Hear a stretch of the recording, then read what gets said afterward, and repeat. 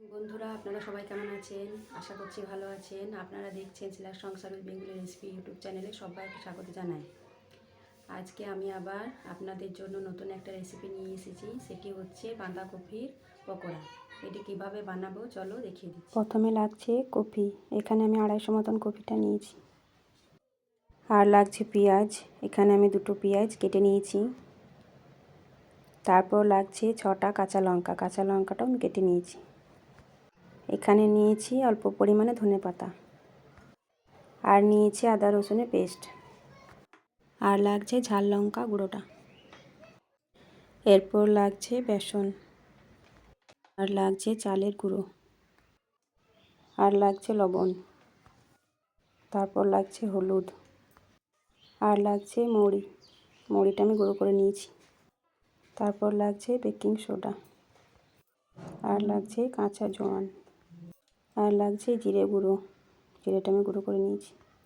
তারপর লাগছে একটা ডিম, আর লাগছে কাশ্মীরি কালারটা।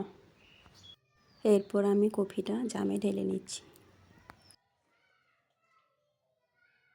এরপর দিচ্ছি কেটে রাখা পেঁয়াজটা, আর দিচ্ছি কাঁচা লঙ্কাগুলো, তারপর দিচ্ছি ধনেপাতাগুলো, আর দিচ্ছি আদা রসুনের পেস্ট। এখানে আমি 2 চামচ পেস্টটা নিয়েছি। এরপর দিচ্ছি ঝাল লঙ্কা গুঁড়োটা, 2 চামচ দিয়েছি। আর দিচ্ছি হলুদটা। এখানে আমি ছোটো চামচে 2 চামচ হলুদটা দিচ্ছি। আর দিচ্ছি বেকিং সোডা 1/2 চামচ। এরপর দিচ্ছি কাঁচা জোয়ান 2 চামচ, ছোটো চামচের 2 চামচ।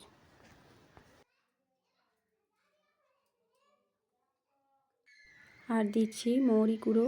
মৌরিটা আমি গুঁড়ো করে নিয়েছি, 3 চামচ দিলাম।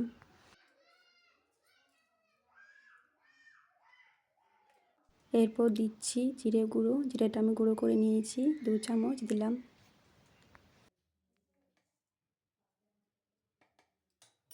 আর দিচ্ছি কাশ্মীরি কালারটা 1.5 চামচ।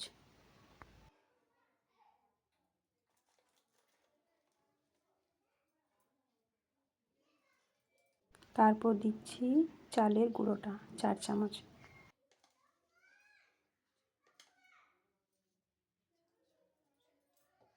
এরপর দিচ্ছি বেসনটা 4 চামচ।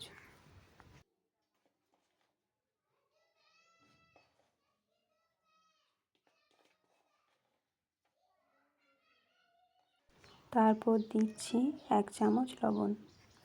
এরপর আমি মিক্স করে নিচ্ছি।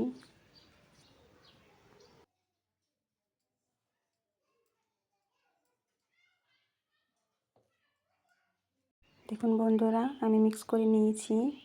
এরপর দিচ্ছি ডিমটা।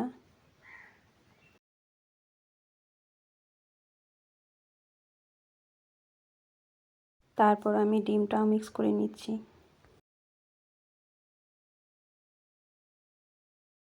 এরপর আমি ভালোভাবে মেখে নিচ্ছি কফিটা।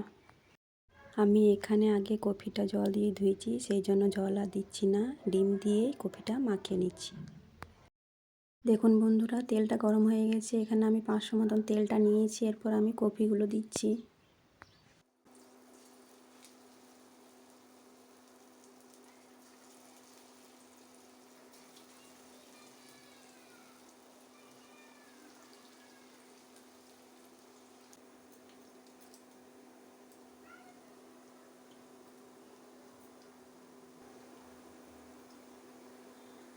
এরপর আমি পকোড়িগুলো পাল্টে দিচ্ছি।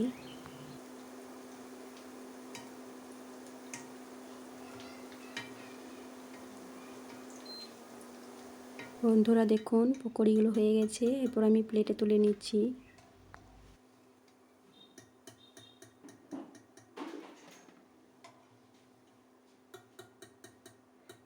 দেখুন পকোড়িগুলো কি সুন্দর হয়েছে।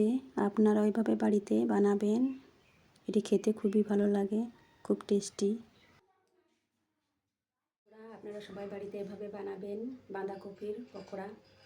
খেতে খুবই টেস্টি এবং সুস্বাদু। একবার বানিয়ে দেখবেন। বন্ধুরা, আমার এই রেসিপিটি আপনাদের যদি ভালো লেগে থাকে তাহলে অবশ্যই লাইক, শেয়ার, কমেন্ট এবং চ্যানেলটিকে সাবস্ক্রাইব করবেন এবং ফলো করবেন।